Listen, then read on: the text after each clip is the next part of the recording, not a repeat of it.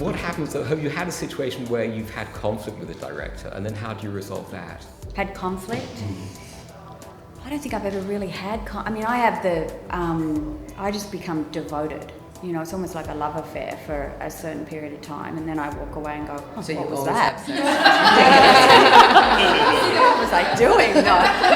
But I do have that nature when I work, that I just will, and I've had to have some, where and particularly now, because my life is so good, I'm much more about, do I really want to go there and not be as present for my husband and my daughter?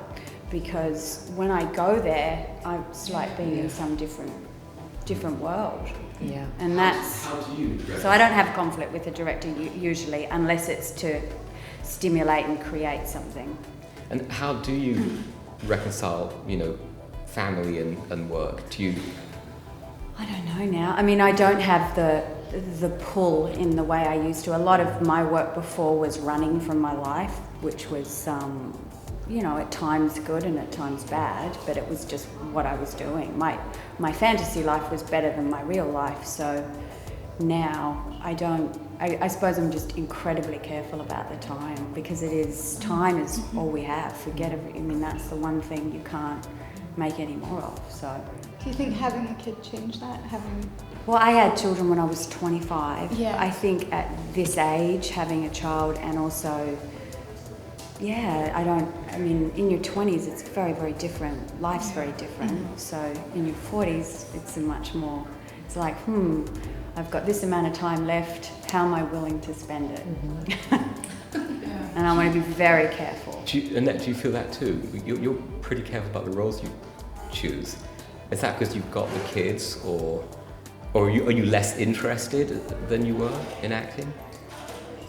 I don't know, from the time I started having them, I remember the first time I was pregnant, and I thought, and the desire to work went away, and the whole obsession with that went away, and I thought, oh no, this is very scary.